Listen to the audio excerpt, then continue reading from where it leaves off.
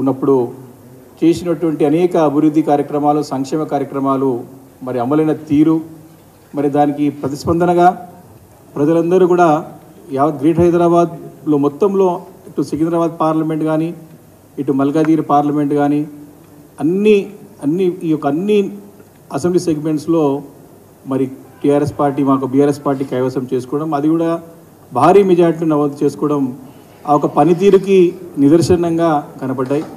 కాబట్టి ప్రజల్లో సంపూర్ణమైన నమ్మకం, విశ్వాసం మరి బీఆర్ఎస్ పార్టీ నాయకత్వం పైన, పార్టీ పైన ఉందని చెప్పడానికి ఒక ఎన్నికల ఫలితాలే నిదర్శనమని చెప్పి సందర్భంగా మనవి చేస్తా ఉన్నాను. మరి దాని గురించి కూడా కార్యకర్తలందరూ మాట్లాడుకుంటూ ప్రజల గురించి ఎన్నో చక్కటి కార్యక్రమాలు చేపట్టినటువంటి పార్టీ. మరి ఇప్పటికి కూడా గ్రేట్ హైదరాబాద్ పరిధి మొత్తం కూడా ఒక్కటంటే ఒక్క సీటు కూడా ఈరోజు వేరే పార్టీలకు వచ్చేటువంటి సందర్భం లేదు.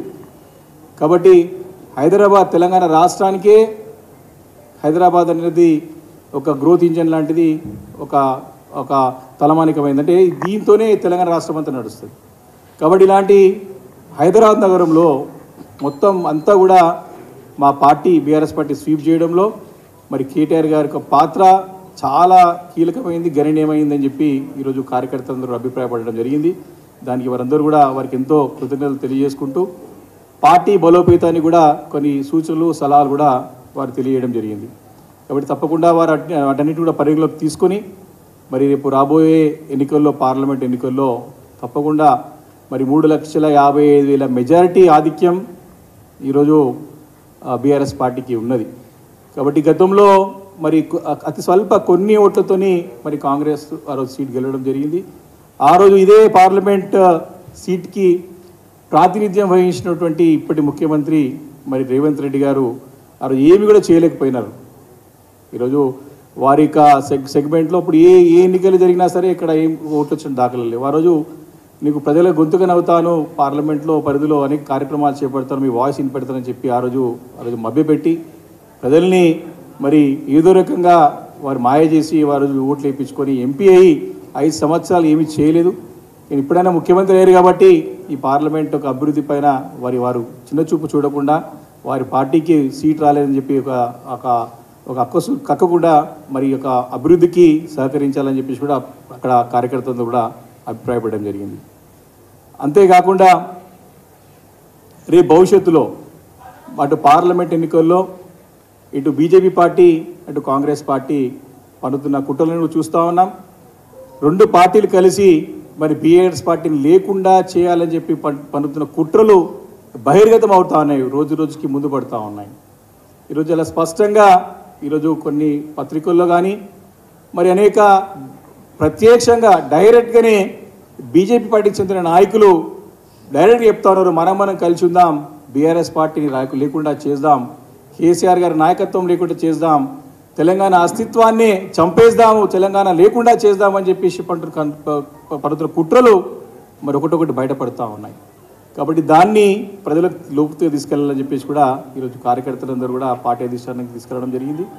మరి అంతేకాకుండా మరి మనం చూస్తూ ఉన్నాం, గడిచిన కొత్త ప్రభుత్వం వచ్చిన తరుణంగా ఈ యొక్క 45 రోజుల్లో వాళ్ళు ఇచ్చిన హామీల గురించి ప్రశ్నిస్తే ఈరోజు మమ్మల్ని బెదిరించే విధంగా, మా పార్టీని బెదిరించే విధంగా వారు మంత్రులు కానీ, ముఖ్యమంత్రి గారు కానీ ఏ రకంగా వారి యొక్క స్టేట్మెంట్లు కానీ వారి స్థాయికి దిగజారి మాట్లాడుతున్నారో మనం చూస్తూ ఉన్నాం. ఒకటి స్పష్టంగా తెలంగాణ రాష్ట్రంలో మరి 3వ ఎన్నికలైన తర్వాత ప్రజల యొక్క తీర్పుని గౌరవిస్తూ మేమందరం కూడా ప్రభుత్వానికి సహకరిస్తాం. వారిని ఎందుకంటే ప్రజలు వారి తీర్పునిచ్చారు కాబట్టి వారికి ముందు తీసుకెళ్లాలని చెప్పి ఆలోచనతో ఒక నిర్మాణాత్మకమైన పాత్ర మరి ఒక అపోజిషన్ పార్టీగా మేము పోషిస్తామని చెప్పేసి అనుకున్న తరుణంలో వారు మమ్మల్ని రెచ్చగొట్టే విధంగా వారు ఇచ్చిన హామీలు నెరవేర్చడానికి వారికి ముఖం లేక, దారి లేక మా పైన నెప్పం మోపే ప్రయత్నం మొదటి నుంచి కూడా చేస్తూ ఉన్నారు. గవర్నర్ స్పీచ్లు స్టార్ట్ చేసుకుంటే ఈ రోజు వరకు అవే చేస్తూ ఉన్నారు. వారికి చిత్తశుద్ధి ఉంటే వారు ఇచ్చిన హామీలు నెరవేర్చడానికి ప్రయత్నం చేయాలి. కానీ తప్పులు ఎత్తి చూపి మరి గతంలో మరి ఈ రాష్ట్రాన్ని మరి అప్పుల పాలు చేశారనేటువంటి ఒక తప్పుడు ప్రయత్నం చేసి, ఒక తప్పుడు ఆరోపణ చేసి దాని యొక్క మరి అవి చూపి ఈ హామీల్ని కొట్టి ప్రయత్నం చేస్తామని చెప్పి స్పష్టంగా అర్థమవుతా ఉన్నది. మరి గతంలో ఇదే అసెంబ్లీలో మరి అపోజిషన్ పార్టీ లీడర్గా ఉన్నటువంటి మరి నాయకులు ఇప్పుడు ఫైనాన్స్ మినిస్టర్గా డిప్యూటీ సీఎంగా ఉన్నారు.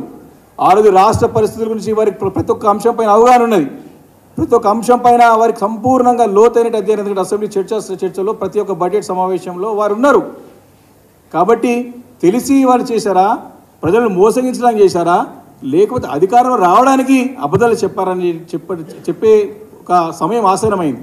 కాబట్టి వాటన్నిటి కూడా తప్పుదో పెట్టడానికి ఈరోజు ప్రయత్నాలు చేస్తూ ఉన్నారు.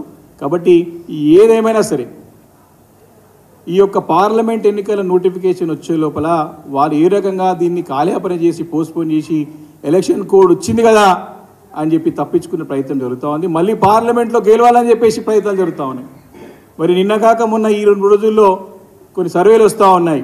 చాలా స్పష్టంగా తెలంగాణ రాష్ట్రంలో హైయెస్ట్ సీట్స్ తప్పకుండా మరి బీఆర్ఎస్ పార్టీకే రాబోతున్న స్పష్టంగా సంకేతాలు వస్తూ ఉన్నాయి. ఇప్పటికే ప్రజలు బాధపడుతూ ఉన్నారు. కేసీఆర్ గారి నాయకత్వాన్ని మేము కోల్పోయినామని బాధపడుతున్న గ్రామాల్లో ఇబ్బంది పడుతూ ఉన్నారు. తప్పకుండా మళ్ళీ అత్యధిక స్థానాలు తెలంగాణ రాష్ట్రంలో బీఆర్ఎస్ పార్టీ కేసీఆర్ గారి నాయకత్వంలో, కేటీఆర్ గారి నాయకత్వంలో సాధించుకోబోతున్నామని చెప్పేసి కూడా ఈ సందర్భంగా మనవి చేస్తూ ఉన్నాను. మరి అంతేకాకుండా కార్యకర్తలందరూ కూడా గతంలో పదవుల గురించి కూడా కొన్ని చెప్పడం జరిగింది. మరి దాన్ని కూడా దృష్టిలో పెట్టుకొని మరి కేటీఆర్ గారు స్పష్టంగా మరి గ్రామ స్థాయి నుంచి కూడా, క్షేత్ర స్థాయి నుంచి కూడా, జిల్లా స్థాయి, రాష్ట్ర స్థాయి వారికి, మండల స్థాయి, గ్రామ స్థాయిని స్టార్ట్ చేసుకుంటే మండల స్థాయి, జిల్లా, రాష్ట్ర స్థాయి వారికి అన్నీ కూడా పార్టీని పటిష్టపరచడానికి, మరి ఒక పార్టీని బలోపేతం చేయడానికి కార్యకర్తలు ఇచ్చిన సూచనలను కూడా పరిగణలోకి తీసుకొని తప్పకుండా అన్ని కమిటీస్ కూడా త్వరలోనే ఫుల్ఫిల్ చేస్తామని చెప్పి కూడా చెప్పడం జరిగింది. దాని కార్యకర్తలందరూ కూడా సంతోషాన్ని కూడా వ్యక్తం చేసే సంగతి కూడా గుర్తు చేస్తూ ఉన్నాను.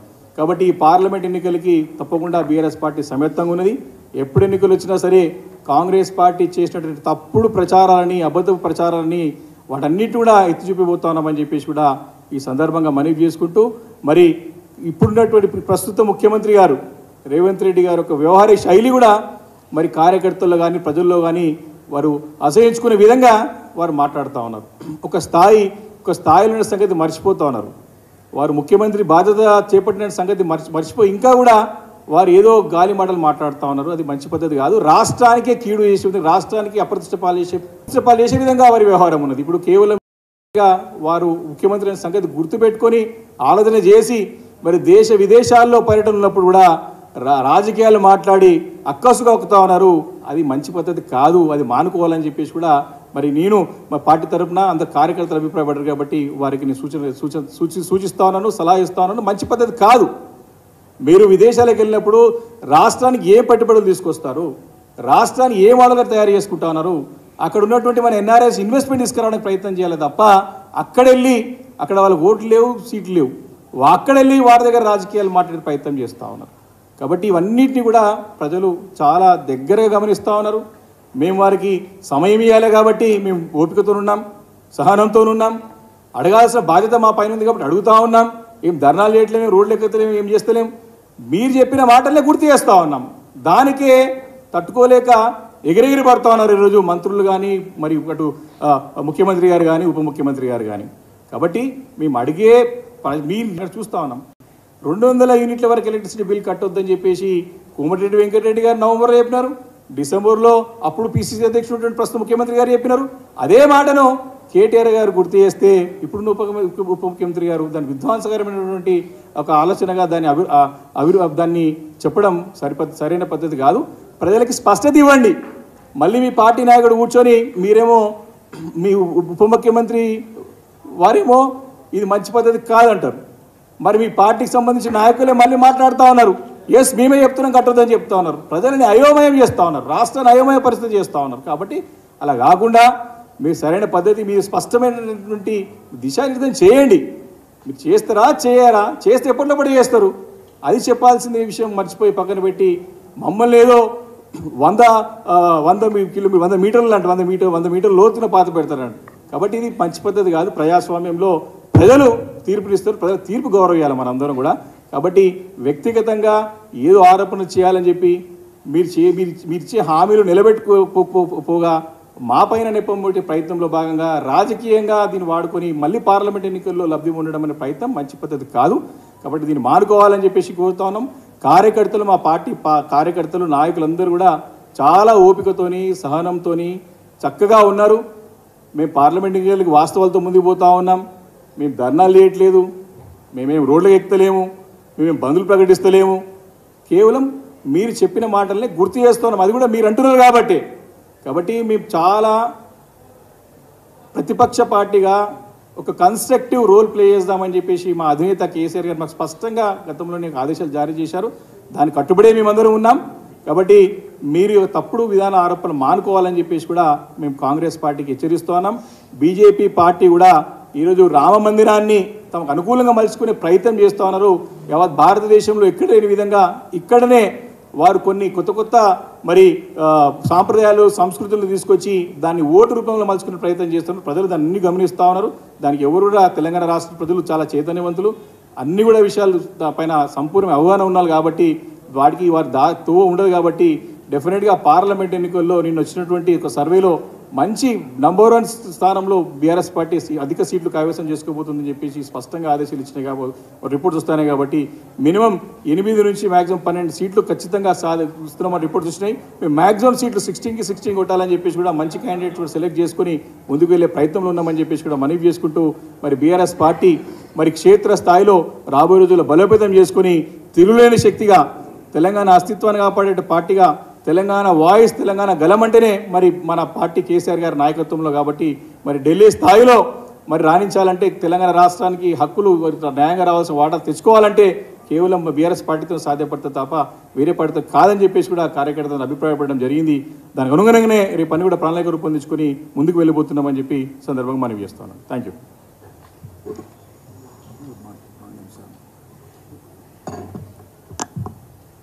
గౌరవ పాత్రికేయ మిత్రులకు నమస్కారం.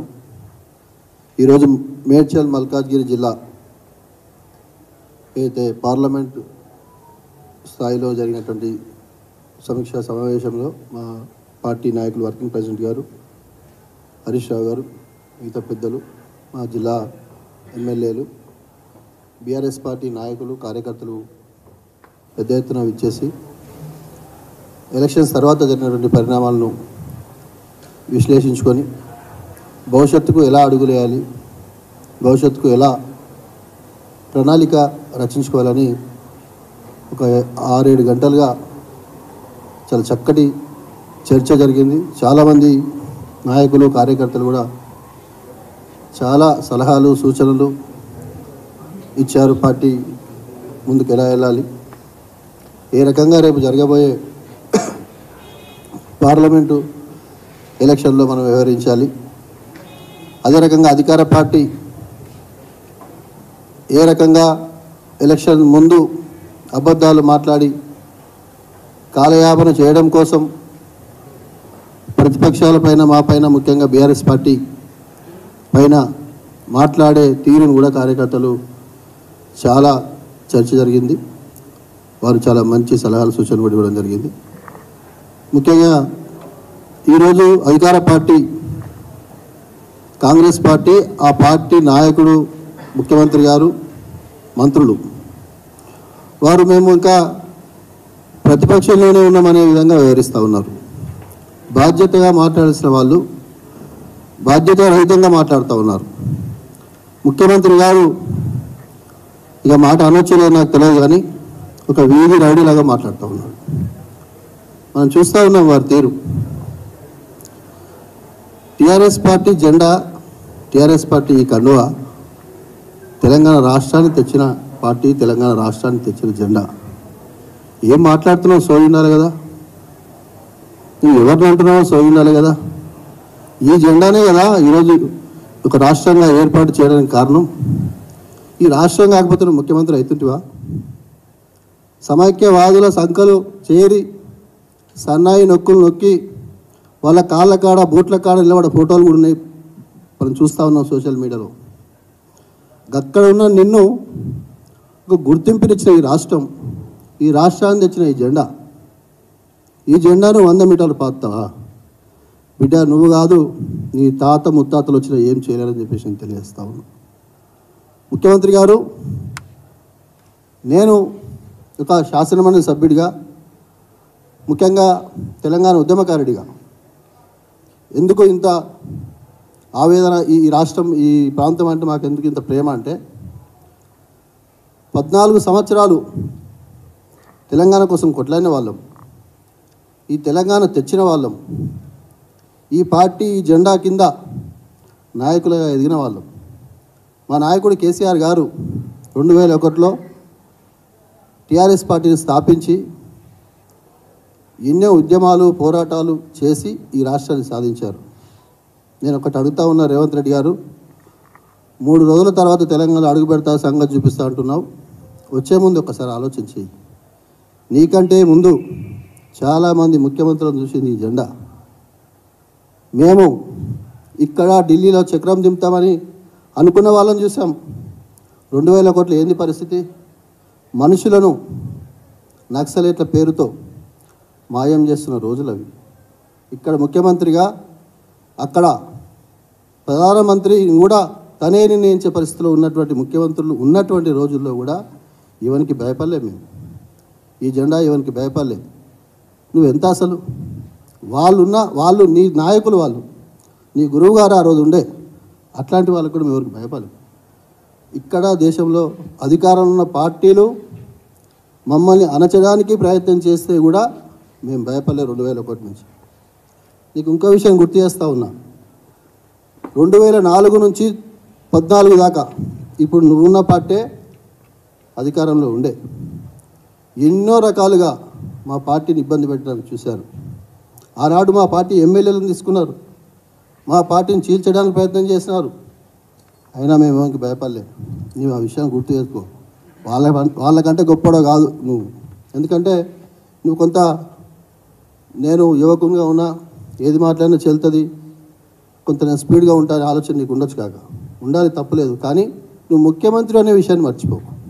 నువ్వు పిసిసి అధ్యక్షుడిగా మాట్లాడినట్టు, అప్పుడు తెలుగుదేశం పార్టీ వర్కింగ్ ప్రెసిడెంట్గా మాట్లాడినట్టు, ముఖ్యమంత్రిగా మాట్లాడితే తెలంగాణ సమాజం ఖచ్చితంగా నీకు బుద్ధి చెప్పే రోజులు వస్తాయి. అతి త్వరలో మళ్ళీ చెప్తా ఉన్నా, మీరు ఇచ్చిన హామీలు నెరవేర్చకుండా రేపు ఎలక్షన్ కోడ్ రావడం కోసం ఎదురు చూస్తూ, మీరు ఆ రకంగా తొందరగా ఎలక్షన్ వస్తే బాగుందని ఆలోచన చేస్తూ మీరు ఎంక్వైరీల పేరుతో, నేను ఒకటి అడుగుతా ఉన్నా, మా ప్రభుత్వం పెన్షన్లు ఇచ్చింది, మా ప్రభుత్వం కళ్యాణ లక్ష్మి ఇచ్చింది, షాదీ ముబారక్ ఇచ్చింది. ఆన్లైన్లో డబుల్ బెడ్రూమ్ కోసం అప్లికేషన్ చేసుకున్న వాళ్ళు ఉన్నారు. వెరిఫికేషన్ అయిపోయింది, అర్హులను తేల్చారు. ఈ అధికారులే కదా అప్పుడు ఉన్న వాళ్ళు కూడా. నువ్వు ఇవ్వాలనుకుంటే ఇప్పుడు ఉన్న పెన్షన్ వాళ్ళకు 4,000 5,000 ఇస్తాను, ఇవ్వు ఫస్ట్. నువ్వు కరెంటు బిల్ మాఫ్ చేస్తా అన్నావు, నీవు ఇంకో మంత్రి గారు కోమటిరెడ్డి గారు, బహుశా మీ దగ్గర కూడా సోషల్ మీడియాలో అందరి వాళ్ళు మాట్లాడి ఉన్నాయి, లేదా మా పార్టీ ఆఫీస్ నుంచి కూడా ఇస్తాం. అది చేయకుండా, హామీలు నెరవేర్చకుండా, ఒక హామీ నెరవేర్చి, నేను మా ఊరిలో చూసిన మల్లంపేట అని ఒక విలేజ్ ఉంటుంది, గొడవ అవుతుంది, వెళ్తా ఉన్నా, గ్యాస్ బండ్ ఆటో ఉంది, చాలామంది మహిళలు జమైండు. ఏంది గొడవ అని నేను బండి ఆపిన, చాలా పెద్ద గొడవ అవుతా ఉన్నా. అందరు గ్యాస్ తీసుకున్నారు, చల్ ఈ ప్రభుత్వం వచ్చినాక 500కి ఇస్తున్నది కదా, మేము పైసలు ఏమి ఇంత ఇస్తామని అంటున్నారు. వాడు అంటున్నాడు, గ్యాస్ వాడు, లేలేమ్మా ఇంకా మాకు రాలేదు, ఇస్తలేరు. అంటే ప్రజలకు ఏదో రకమైన ఆశ కల్పించి ఓట్లు వేయించుకొని ఈరోజు కాలయాపన కోసం, తెలంగాణ ప్రజలారా ఆలోచించండి, వీరి నాటకాలు గ్రహించండి. పార్లమెంట్ ఎలక్షన్ కోసం మాత్రమే వీళ్ళు కాలయాపన చేస్తూ ఉన్నారు. ఈరోజు 500కి ఇంటికి ఒక గ్యాస్ ఇస్తాన్నారు, ఏ రకంగా వైట్ రేషన్ కార్డు వాళ్ళు ఏం చెప్పారో దాని ప్రకారం ఇస్తే ఎవరైనా ఆపుతున్నారా? ఈరోజు 200 యూనిట్లకు సంబంధించినటువంటి రేవంత్ రెడ్డి గారు ఎంత గొప్పగా మాట్లాడంటే, ఆ రోజు మా ఆడపడుచుల రెక్కల కష్టం, కరెంటు బిల్లు కట్టుదాకా మీరు వచ్చేస్తుంటే కట్టకండి అన్నాడు. కోమటిరెడ్డి గారు అయితే నవంబర్ నుంచే కట్టొద్దన్నారు. వాళ్ళు మాట్లాడేది మేము మాట్లాడింది కాదు. ఇవన్నీ ఈరోజు చేస్తే ఎవరైనా వద్దంటున్నారా? తెలంగాణ ప్రజలు వద్దంటున్నారని మేము అడుగుతా ఉన్నాం. వారు హామీలు నెరవేర్చకుండా ఈ పార్టీని 300 మీటర్లు బంద పెడతాం, ఆ నాయకుని కేసులు పెడతాం, మిమ్మల్ని జైల్లో పెడతాం. అరే బాబు, చాలామంది వచ్చారు, చాలామంది పోయినరు. జైళ్ళు, కేసులు, కొట్లాటలు, ఉద్యమాలు టీఆర్ఎస్ పార్టీకి బీఆర్ఎస్ పార్టీకి కొత్త కాదు, కేసీఆర్ గారికి అంతకంటే కొత్త కాదు. వారు అన్నీ చూశారు.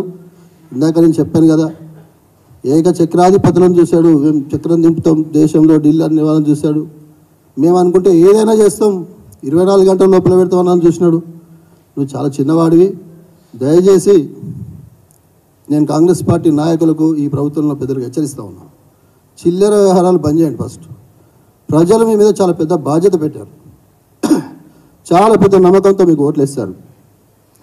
తెలంగాణ తెచ్చిన నాయకుడు కేసీఆర్ గారు ఎన్నో కార్యక్రమాలు చేసినప్పటికీ మీరు చెప్పినటువంటి అబద్ధాలు చాలా చెప్పారు. సరే, ప్రజలు కూడా మమ్మల్ని చాలా గొప్పగా చూసి మాకు 39 సీట్లు ఇచ్చారు. అయినప్పటికీ ఎక్కడో వీళ్ళు ఏమైనా చేస్తారేమో ఒక ఆశతో మీకు అవకాశం ఇచ్చిండ్రు. ఆ హామీలు నెరవేర్చే పని చేయండి. ఫస్ట్ మమ్మల్ని బొందబెట్టడము, జైల్లో పెట్టడం తర్వాత చూద్దాం, కానీ ముందు ప్రజలకు ఇచ్చిన హామీలు నెరవేర్చాల్సిందిగా విజ్ఞప్తి చేస్తూ, మరొకసారి ఎవడైనా సరే చిల్లర మాటలు ఎందుకు మాట్లాడుతున్నాను ఇప్పటిదాకా మేము తెలుసు మీకు. వారు ఇదే భాష మాట్లాడుతూ ఉన్నారు. తెలంగాణలో సామెత ఉంది, ఇటుకతో కొడితే రాయితో సమాధానం చెప్పాలి. మరి మీరు అట్లా చెప్తే మేము కూడా తప్పకుండా ఇట్లానే మాట్లాడాల్సి వస్తుంది. మీ వ్యవహార శైలి మార్చుకోండి. ఫస్ట్ ప్రతిపక్షంలో నుంచి అధికారంలోకి వచ్చినవనే విషయాన్ని గుర్తు చేసుకొని ప్రజలకు ఇచ్చిన హామీలు నెరవేర్చే విషయంలో మీరు ఆ దృష్టి పెట్టండి. అసెంబ్లీలో హరీష్ రావు గారు అడిగారు, నిరుద్యోగ భృతి ఇస్తామన్నారు, ఏమైందని. బట్టి గారు ఢిల్లీలో మేము అనలే అంటాడు. ఈరోజు ఒక వీడియో చూపించారు. మీరు మాట్లాడిన విషయాలే మీకు తెలియదు. అంటే ఎవడు పడతాడు, ఏ జిల్లాకు పోతే ఆ జిల్లా, ఏ కాన్స్టిట్యున్సీ పోతే ఆ కాన్స్టిట్యున్సీలో ఇష్టం వచ్చినట్టు, అధికారం వస్తా అనుకోలేరు కాబట్టి ఇష్టం వచ్చినట్టు మాట్లాడారు. అధికారం వచ్చిన తర్వాత చేసే పరిస్థితి లేదు కాబట్టి ఇక ఏదో రకమైన డైవర్ట్ చేయాలి, పక్కకు జరపాలి, ఎలక్షన్ కోడ్ వచ్చే వరకు కాలయాపన చేయాలి. ఎలక్షన్ కోడ్ వచ్చింది కదా, నేను చేయలేము, తప్పకుండా పార్లమెంట్ తర్వాత చేస్తామని చెప్పేసి చేతులు ఎత్తేసే కార్యక్రమాలు పెట్టుకున్నారు. తెలంగాణ సమాజం కూడా అంతా గ్రహిస్తూ ఉంది. కాబట్టి ఇట్లాంటి మాటలు మాట్లాడకుండా మరొకసారి చెప్తా ఉన్నా, మీరు ప్రజలకు ఇచ్చిన వాగ్దానాలు నెరవేర్చే విషయంలో ముందుండండి. మీరు ఉండాల్సింది ముందు వరుసలో. ప్రజలకి ఏ కార్యక్రమాలు అయితే చేస్తామని చెప్పారో దాంట్లో ఉండండి. ఖచ్చితంగా ప్రతిపక్షంగా మా బాధ్యత మేము నెరవేరుస్తామని, ప్రజల పక్షాన్ని నిలబడతాం, పోరాడతాం. ఎంతటి వరకైనా తెగించి కొట్లాడే సత్తా ఉన్నవాళ్ళం. గతంలో కూడా ప్రతి సందర్భంలో రాష్ట్రం కోసం కావచ్చు, రాష్ట్రం వచ్చిన తర్వాత కేంద్ర ప్రభుత్వం కొన్ని విషయాల్లో తీసుకున్న నిర్ణయాల మీద కూడా కావచ్చు, ప్రతి విషయంలో మేము పోరాటం చేసిన వాళ్ళం, పోరాట పటిమ ఉన్న వాళ్ళం. తప్పకుండా ప్రజల పక్షాన్ని నిలబడతాం. Thank you. జై తెలంగాణ.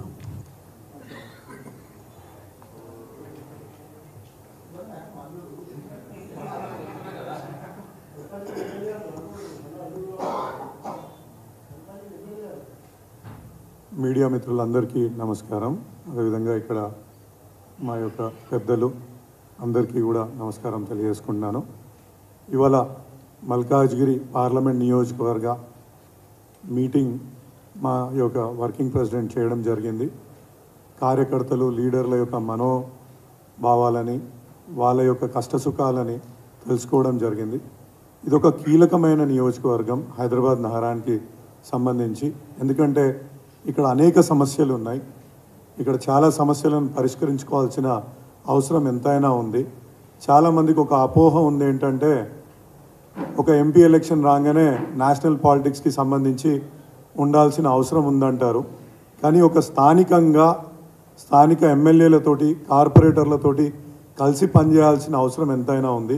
ఎందుకు చెప్తున్నా అంటే ఇక్కడ అనేక ప్రభుత్వ రంగ సంస్థలు, అదేవిధంగా రైల్వేస్కి సంబంధించిన సమస్యలు, డిఫెన్స్కి సంబంధించిన సమస్యలు ఇవాళ ఎన్నో ఉన్నాయి. వీటిని పరిష్కరించుకోవాలంటే ఇక్కడ స్థానిక నేతలతో, స్థానిక నాయకులతో కలిసి పనిచేసి వీటన్నింటినీ పరిష్కరించుకోవాల్సిన అవసరం ఉంది. కాబట్టి ఇవాళ కార్యకర్తలకు సవివరంగా తెలియజేసుకొని ఇది మనం గెలిపించుకుంటే ఏ విధంగా పనులు చేసుకోవచ్చు అని సవివరంగా తెలియజేయడం జరిగింది. మీ ద్వారా కూడా మా యొక్క ప్రతి ఒక్క కార్యకర్తలకి, ప్రజలకు కూడా ఈ యొక్క సందేశాన్ని తీసుకుపోవాల్సిందిగా మీ అందరినీ కోరుతున్నాను. ముఖ్యంగా ఒక చిన్న ఉదాహరణ చెప్తాను. ఇవాళ కంటోన్మెంట్ ప్రాంతంలో ఇవాళ ఒక 32,000 ఓట్లు ఇవాళ కంటోన్మెంట్ బోర్డు ఎలక్షన్స్కి పనికి రాకుండా ఉన్నాయి. వాళ్ళు కేవలం ఎమ్మెల్యే, ఎంపీ ఎలక్షన్స్కి మాత్రమే ఓటేయగలుగుతారు. ఈ యొక్క సమస్యను పరిష్కరించాలంటే స్థానిక ఎమ్మెల్యేతోటి సమన్వయం చేసుకుంటూ ముందుకు పోవాల్సిన అవసరం ఉంది. అదేవిధంగా ఈ మధ్యనే నేను మల్కాజ్గిరి నియోజకవర్గం నుంచి 50,000 ఓట్లతోటి మెజారిటీతో నెగ్గడం జరిగింది. అక్కడ కూడా అనేక సమస్యలు, ముఖ్యంగా రైల్వేకి సంబంధించిన అనేక సమస్యలు ఉన్నాయి. అది చుట్టుముట్టు రైల్వే లైన్లతో నిండి ఉంది. దాంట్లో వంతెనలు నిర్మించుకోవాల్సిన అవసరం ఎంతైనా ఉంది. వీటిని చేసుకోవాలంటే మాతో పనిచేసే ఎంపీ మాతోటి ఉంటే ఇంకా మంచిగా పనిచేసుకోవచ్చు అనేసి మేము ఇలా అందరం కూడా మా యొక్క కార్యకర్తలకు అదేవిధంగా మా వర్కింగ్ ప్రెసిడెంట్ కేటీఆర్ గారికి హరీష్ అన్నకు చెప్పడం జరిగింది. కాబట్టి తప్పకుండా ఇది గెలుచుకొని ఈ యొక్క సమస్యలను కూడా ప్రజల పక్షాన పోరాడి తెచ్చుకుంటామని ఈ సందర్భంగా తెలియజేసుకున్నాం. Thank you.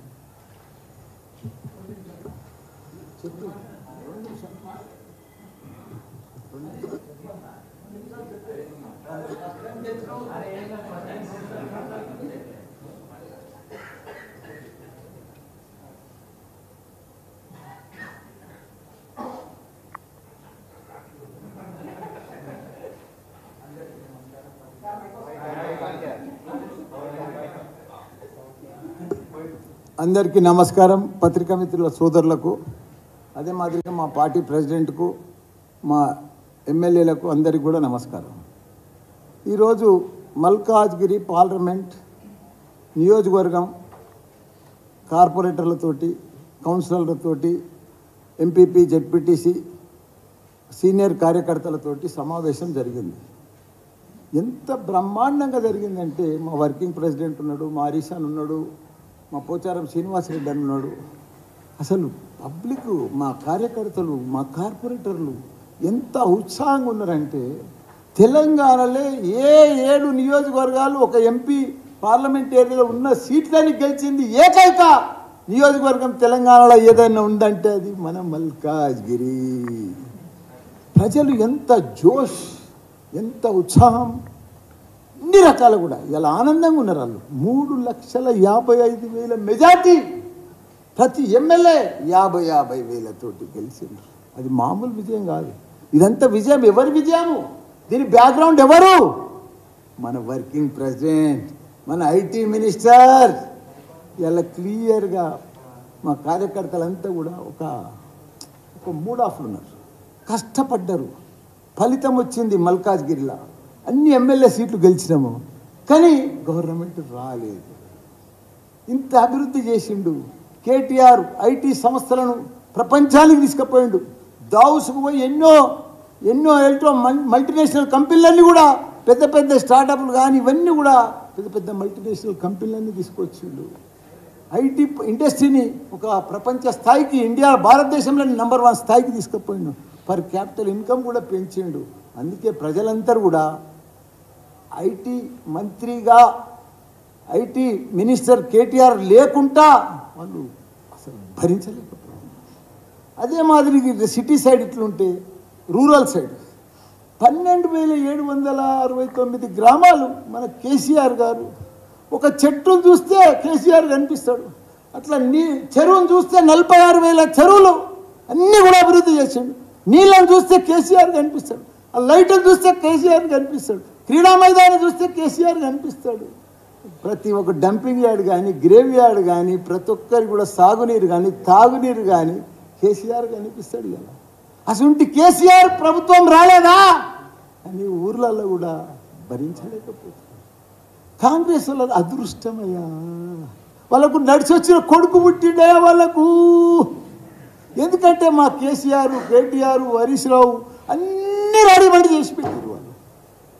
వాళ్ళు ఏమనుకుంటారు? కాంగ్రెస్ వాళ్ళు 130 ఏళ్ళ చరిత్ర వాళ్ళది, 56 ఏళ్ళు పరిపాలించారు మన భారతదేశాన్ని. వాళ్ళు అట్లా అనుకుంటలేరు. మాది పాత కాంగ్రెస్ అనుకుంటలేరు. ఏదో కొత్తగా పార్టీ వచ్చింది, కొత్తగా తెలంగాణలో గెలిచినాము, కొత్తగా మేమే వచ్చినాము, కొత్తగా మేమే చేస్తున్నామని అనుకుంటున్నారు. అయ్యో రామా, అదేదో శాస్త్రం ఉన్న చూడు, అది సౌ చువా కాకే బిల్లి అని అంటారు చూడు. అసలు కాంగ్రెస్ కథకు మనం ఏం చెప్తాం? వాళ్ళు ఏం చేయలేదు, దేశంలో ఏం చేసారు? దేశంలో 28 రాష్ట్రాలల్లో కళ్ళల్లో ఒత్తులేసుకొని ఒక మోడల్ రాష్ట్రం చేసిందంటే కేసీఆర్. దేశంలోనే ఏదన్నా అభివృద్ధి చేసిందంటే నంబర్ 1 రాష్ట్రం ఏదైనా ఉందంటే కేసీఆర్. ఇవన్నిటి పెట్టుకొని ఏదో యూట్యూబ్లల్లో, వాట్సాప్లలో 6 గ్యారంటీలు ఉన్నావా, ఏ గ్యారంటీలు ఉన్నావు అన్నావు, వచ్చినావు. ప్రభుత్వం, ప్రజలు నిన్ను కోరుకున్నారు, మేము కూడా స్వీకరిస్తున్నాం, మేము కూడా రిసీవ్ చేసుకున్నాం. రండి మీదేదో చెప్పురి. పొద్దుందాకా మినీ క్యాబినెట్ మీటింగ్లే, మినీ డిస్కషన్లే, రోజు చర్చలే, కానీ ప్రజలకు ఇచ్చింది ఏం లేదు. నువ్వు ఎందుకు ఇంత డిస్కషన్లు, ఎందుకు ఇట్లా అప్లికేషన్లు తీసుకోవాల్సి వచ్చింది ఒట్టిగా పేపర్ మీద? ఎందుకు 6 గ్యారెంటీల మీద ఫామ్ నింపుతున్నావు? ఆల్రెడీ రేషన్ కార్డు లేదా ప్రజల దగ్గర? ఆల్రెడీ 2000 పింఛన్లు పడతలేదా? వాళ్ళకే ఒట్టు 4000. ఆల్రెడీ వైట్ కార్డు ఉన్న వాళ్ళకే ఒట్టు గ్యాస్ సిలిండర్ 500కే. ఇవన్నీ ఎవడు ఆపుతున్నాడు? ఎవరైనా ఆపుతున్నామా? ఇంత పెద్ద నెత్తువాళ్ళు కొట్టుకున్నాడు. ఎందుకు డిస్కషన్? ఆల్రెడీ రైతు బంధు పడతానే ఉంది కదా, వాళ్ళకే ఒట్టేసే పైసలు. అన్ని గిక్కొని పోయారు, అన్ని ఊడ్చుకొని పోయారు. అంటే మీ ప్రభుత్వం వస్తుందని మేము ఊహించినాము. మేమే ఉంటామనుకున్నాము. ప్రగతి భవన్ కట్టాము, కొత్త సెక్రటరియట్ కట్టాము, యాదగిరిగుట్ట కట్టాము, కమాండ్ కంట్రోల్ ఆఫీస్ కట్టాము. తెలంగాణ రాష్ట్రాన్ని ఒక అద్భుతంగా చేసినాము. ఇవన్నీ చేస్తే అప్పులు కావా? సంసారం పని చేస్తుంటే అప్పులు కాకపోతే ఏమైనా లాభాలు వస్తాయా? మీకు అన్ని బంగారు అవి ఏం బిందెలు, లంకె బిందెలు పెట్టి పోయేడుతుండే ఆవిలకు. వీళ్ళు దబదబాలకి దోడుకుందిరా ఇక లంక బిందెలు. ఇదా ఏంది? మీరు ఏం చేయవలసిన అవసరం లేదు. తెలంగాణ రాష్ట్రంలో మీరు ఏం మంత్రులు కానీ సీఎం కానీ ఒక రూపాయి పని లేకుండా చేసినామా మేము? మా సీఎం కేసీఆర్, కేటీఆర్, హరీష్ రావు మామూలు అభివృద్ధి కాదయా. ఊరూరికి 3 లక్షల మెట్రిక్ టన్నుల ధాన్యం పండేటట్టు చేసినాము. నీకు 46 చెరువులు నిండు కుండ లెక్క మే జూన్లో చేసినాము. అది ఎవరన్నా చేసిరా? ఏ ప్రభుత్వం, ఏ రాష్ట్రంలో ఉన్నదా అంత అభివృద్ధి? ఎక్కడ లేదు. మన కేసీఆర్ చేసిండే. ఇలా ఆయనను పట్టుకొని పాతాళంలో దొక్కుతాం, భూతాళంలో దొక్కుతాం, 100 మీటర్ల ఏంది అది? ఒక సీఎం ఉంది. సీఎం మోసం చేసినాడు తెలంగాణ ప్రజలకు. దోసుకున్నాడు. ఏదైనా స్కామ్లలో పట్టుబడ్డాడు. అన్ని స్కాములు చేసినాడు. కోట్ల రూపాయలు సంపాదించినాడు. ఇల్లు లేదయా? ప్రగతి భవన్లకి వెళ్ళి 5:30కు ఓడిపోతున్నా అని తెలిసి ఖాళీ చేసిపోతే ఇల్లు లేదు. ఆ పాతింట్లోకి పోయిండు ఒక సీఎం. ఎంత ఇది లెక్క, ఇంత గొప్ప మహాత్ముడు. వాళ్ళకి ప్రభుత్వాలు ప్రగతి భవన్ ఎవరి కోసం కట్టించింది? అది ప్రభుత్వ భవనం. అది ఇలా ఉంటాడు, ఎవరు ఉంటే వాళ్ళు ఉంటారు, లేకపోతే వెళ్ళిపోలే అప్పుడే. దానికి రకరకాలు చెప్పారు. దాంట్లో ఆ బిందెలు ఉన్నాయి, ఈ అద్దాలు ఉన్నాయి, అవి ఉన్నాయని. ఎవరి కోసం? ప్రజలు ఎవరు సీఎం ఉంటే వాళ్ళు ఉంటారు. ఇప్పుడు లేడా డిప్యూటీ సీఎం? కూడా మేము వద్దన్నమా? ఇలా సెక్రటరీలో పోయి కూర్చుంటలేరా? అది మా సొంతం భవనమా? అది సెక్రటరియట్ ప్రజల భవన్, ప్రజల కోసం కట్టించినాం. ఏదో ఒక రేకులు వీకేసి, ఆ సీకులు వీకేసి మేము దర్బార్ చేసినాం.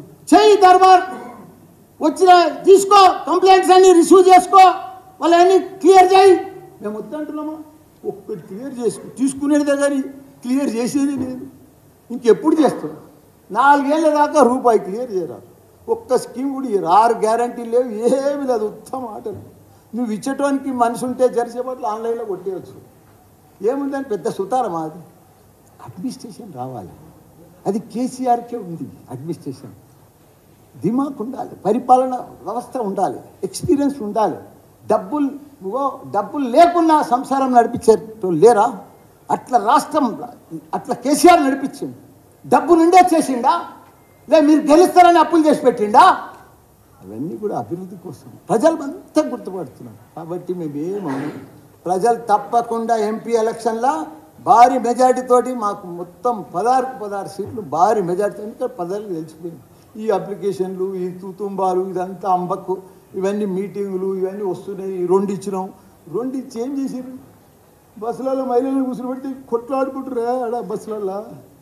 ప్రతి ఒక్క ఆటో డ్రైవర్లు పంచాదే, మహిళలు పంచాదే, ఎక్కతానే పంచాదే, దిగతానే పంచాదే. ఏంటది? ఇది అడ్మినిస్ట్రేషన్. మీరు పెద్ద పథకం, అది గొప్ప పథకం ఆర్టీసీది. అరే ఆర్టీసీ గవర్నమెంట్లో కలిపిండు, ప్రతి ఒక్కరిని కూడా గవర్నమెంట్ గెజిటెడ్ చేసి విడిచిపెట్టిండు. అది కేసీఆర్ ఇచ్చిందా? ఎవరు చేయలేరు. ఒక్కొక్క స్కీమ్, ఒక్కొక్క పథకం మామూలుది కాదు. ఎవరు చేయలేరు. కాంగ్రెస్ ఏందే? మొత్తం మనకంటే ముందు కాంగ్రెస్ 10 ఏళ్ళ ముందు వాళ్ళే ఉన్నారు కదా. ఇలా ఎక్కువ నీళ్ళు ఇచ్చిరా, కరెంట్ ఇచ్చిరా, ఏదో కొత్తగా వచ్చినట్టు, ఏదో కొత్తగా స్టైల్, కొత్త సినిమా వచ్చినట్టు, ఏదో అద్భుతాలు ఉన్నట్టుగా, వాళ్ళే చేస్తున్నట్టుగా, మేమంతా మోసం చేసిపోయినట్టుగా. అరే ఏమేం చేసుకున్నాం? నోరు కట్టుకున్నాం, కడుపు చంపుకున్నాం, కళ్ళలో ఒత్తులు వేసుకున్నాం. రోజు మా ఎమ్మెల్యేలు కానీ, కార్పొరేటర్లు కానీ, కౌన్సిలర్లు కానీ ఇట్లా కరెంట్ రాలేదు, ఇట్లా రెప్పగొట్టే లోపల కరెంట్ పోలే. ఇప్పుడు ఏమన్నా కరెంట్ పోతుందా? కాంగ్రెస్ వచ్చిందా? ఒక్క స్కీమ్ లేదు, ఒక రైతు బంధు లేదు, ఏమీ లేదు, వేసేదే లేదు, మాట రోజు మమ్మల్ని తిడుతున్నారు. ఊరిని మేము ఏం తప్పు చేసినాము, ఏం మోసం చేసినాము, ఎవరికి అన్యాయం చేసినాము? హైటెక్ సిటీ దిక్కువో ఎన్ని ఫ్లైఓవర్లు, ఎన్ని అండర్ పాస్లు, ఎన్ని బ్రిడ్జులు, ఎంత లెక్క. ఏ ఊరికి పో, నా మేడ్చల్కి రా, రోడ్డు లేని గ్రామం లేదు. ప్రతి ఊరికి పో, చెట్ల పడతా, రోడ్ల పడతా, అంతా ఇప్పుడు ఇంట్లో నీళ్ళు కూడా పోయలేరు వీళ్ళు. ఇక్కడ ఎన్ని నర్సరీలు, ఎన్ని చెట్లు, ఎంత గార్డెన్లు, ఎన్ని ఆక్సిజన్ పార్కులు తెలంగాణ. అసలు ఎవ్వరు కాదు, ఎవ్వరు ఊహించలేని అన్నీ కూడా చేసి పెట్టింది ఆ కేసీఆర్. గొప్ప మహాత్ముడే ఆయన, మహాత్మా గాంధీ లెవెల్ మనిషి. ఆయనను పట్టుకొని ఇష్టం ఉన్నట్టు కొత్త కొత్త మంత్రులు అయ్యి, అరే మీరు పరిపాలన చేయండి, మీరు చెయ్యండి, మీరు ఇచ్చిన గ్యారెంటీలకు ఏదైనా చేయండి, పైసలు వేయండి, దానికోసం ఆలోచన చేయండి. పైసలు ఎట్లా తెస్తాం, ఏం చేద్దాం, దానికోసం చేయండి. కానీ అది ఇచ్చేది లేదు, సచ్చేది లేదు. కానీ పొద్దుందాకా చెప్పేదే తిట్టేదే. ఇది పద్ధతి కాదు. ప్రజలన్నీ గమనిస్తాం, ప్రజలకు అన్నీ తెలుసు. మేము కూడా మంచిగా మీకు సహకరిస్తాం. మంచిగా మీరు ఎంపీ ఎలక్షన్ దాకా పొద్దుపడగొడతారు, మేము కూడా అన్నీ చూస్తూనే ఉంటాం. ప్రజలు సరిగా ఎంపీ ఎలక్షన్లో అందరికీ ఎవరికి ఓటేయాలనో సరిగా బుద్ధి చెప్తారు. కాబట్టి ఏది ఏమైనా ఇంత పెద్ద ఎత్తున ఎస్టాబ్లిషన్ చేసి, డెవలప్మెంట్ చేసి, హైటెక్ సిటీ ఇవన్నీ కూడా చేసిరు. కాబట్టి దాన్ని మీరు మెయింటైన్ చేస్తే చాలు. దాన్ని వీళ్ళు ఏం చేయవలసిన అవసరం లేదా. వీళ్ళు ఆన్లైన్లో నెలకు వీళ్ళు పైసలు వేసుకుంటూ పోతే చాలు. రైతు బంధు వేసుకుంటూ పోతే అయిపోయి. దళిత బంధు అది మన అవైతే బంద్ చేసారు, అన్ని కేసీఆర్ కిట్టు ఉన్నాయన్నీ బంద్ చేసి పెట్టింది. దళిత బంధు లేదు, ఏది లేదు, బీసీ బంధు లేదు, ముస్లిం బంధు లేదు, ఉన్న బంధులని బంద్ చేసారు. మీరు చెప్పిన 6 బంధులే అవి వేసే చాలు, ప్రజలు సంతోషంగా ఉంటారు, హ్యాపీగా ఉంటారు. కానీ అవి కూడా వాళ్ళకి నమ్మకం వెళ్ళిపోయింది. వాళ్ళకి ఏమైపోయింది డౌటు, ఈ కొత్త అప్లికేషన్ నింపితే పాత రేషన్ కార్డు పోతుందని భయం అయింది వాళ్ళకు. అందుకే ఎవరు 1000 అప్లికేషన్లు పోతే 200, 300 కూడా తెచ్చిస్తలేరు. ఎందుకంటే భయం. ఇప్పుడు 10 ఏళ్ల కింద నువ్వే తీసుకున్నావు, అప్లికేషన్ పెట్టుకున్నావు, నీకు వైట్ కార్డు ఉండే, రేషన్ కార్డు వచ్చింది, రేషన్ కార్డు వైట్ కార్డు ఉంది. అప్పుడు 10 ఏళ్లలో నువ్వు ఇంత డెవలప్ అయినావు అనుకో, ఇంత ఇల్లు కట్టుకున్నావు, కారు మోటార్ సైకిల్ కొనుక్కో.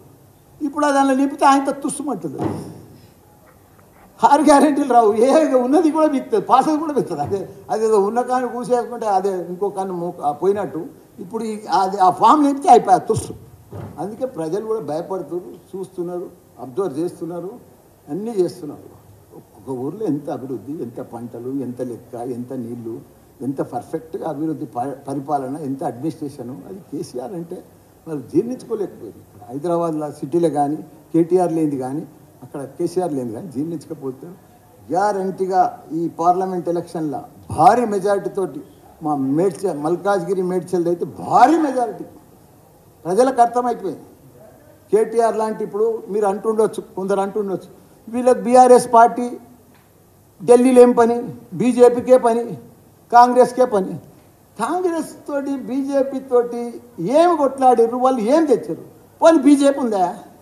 వాళ్ళు బియ్యం పంచుతున్నారు తప్ప, అచ్చంతలో పంచుతున్నారు తప్ప, ఏదన్నా ఇచ్చిరా తెలంగాణ రాష్ట్రానికి? ఒక్క స్కీమ్ చెప్పారు, ఒక్క ప్రాజెక్ట్ చెప్పారు, ఏదన్నా మోడీ పేరు మీద ఏదన్నా ఇచ్చిరా? మన కిషన్ రెడ్డి ఏదన్నా తెచ్చిండా? ఒక్కటి చెప్పురు ప్లీజ్.